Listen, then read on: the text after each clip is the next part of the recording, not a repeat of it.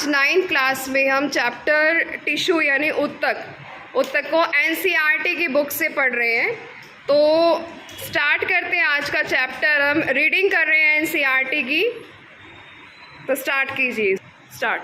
अध्याय 6 पाठ का नाम उत्तक। हमने पिछले अध्याय में हमने पढ़ा कि सभी जीवन प्राणी या पौधे कोशिकाओं के बने होते हैं। एक कोशिका जीवन में सभी मौलिक कार्य एक ही कोशिका द्वारा किए जाते हैं। उदाहरण के लिए अमीबा में एक ही कोशिका द्वारा गति, भोजन लेने की क्रिया, गैसीय विनिमय और उत्तक क्रिया संपन्न की जाती है। लेकिन बहुकोशिक जीवों में लाखों कोशिकाएं होती हैं। इनमें से अधिकतर कोशिका कुछ विशिष्ट कार्यों को ही संपन्न करने में सक्षम होती है। प्रत्येक विशेष कार्य कोशिका के विभिन्न समूहों द्वारा किया जाता है। कोशिका के ये समूह एक विशिष्ट कार्य को ही कोशिका के ये एक समूह विशिष्ट कार्य को ही अति सक्षम पूर्व संपन्न करने के लिए सक्षम होते हैं। मनुष्य में पेशीय कोशिका फैलती है और सिकुड़ती है, जिससे गति होती है।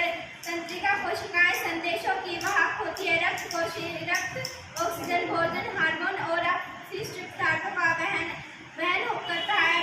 पौधों में बाहर नलियों से संबंधित कोशिकाएं भोजन और पानी को एक जगह से दूसरी जगह ले जाती है। अतः बहुकोशिकाएं जीवों में श्रम विभाजन होता है। शरीर के अंदर ऐसी कोशिकाएं जो एक तरह के कार्य को संपन्न करने में दक्ष होती है, सदैव एक समूह में होती है। पौधों में बाहर नली से संबंधित कोशिकाएं भोजन को पाने के लिए एक जगह से दूसरी जगह ले जाती है। अतः बहुकोशिक जीवों में श्रम विभाजित होता है। शरीर के अंदर ऐसी कोशिकाएं जो एक तरह का कार्य को संपन्न करने की दक्ष होती है, सदैव एक समूह में होती है। इससे ज्ञात होता है कि शरीर के अंदर एक निश्चित कार्य की निश्चित स्थान का कोशिका एक समूह द्वारा संपन्न किया जाता है। कोशिका का यह समूह उत्तक कहलाता है। यह उत्तक अधिकतम दक्षता के साथ कार्य ये उत्तक अधिकतम दक्षता के साथ कार्य करने के लिए एक विशिष्ट कार्य में व्यवस्थित होते हैं। बेटा बुक नीचे कर थोड़ी।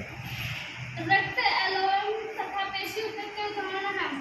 वे कोशिकाएं जो आकृति में समान होती हैं तथा किसी कार्य को एक साथ संपन्न करती हैं, समूह में उत्तक का निर्माण करती हैं। क्या पौधे और जंतु में एक ही तरह के उत्तकों से बने होते हैं? आइए हम विभिन्न उत्तकों की संरचनाओं तथा उनके कार्यों की तुलना करें।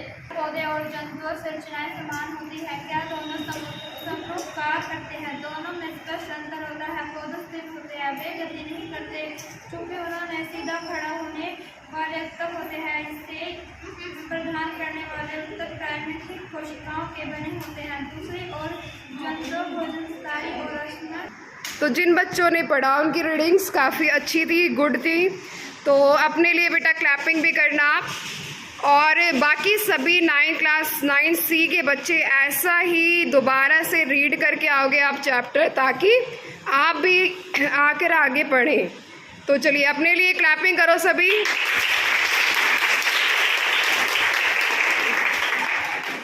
तो थैंक यू सो मच।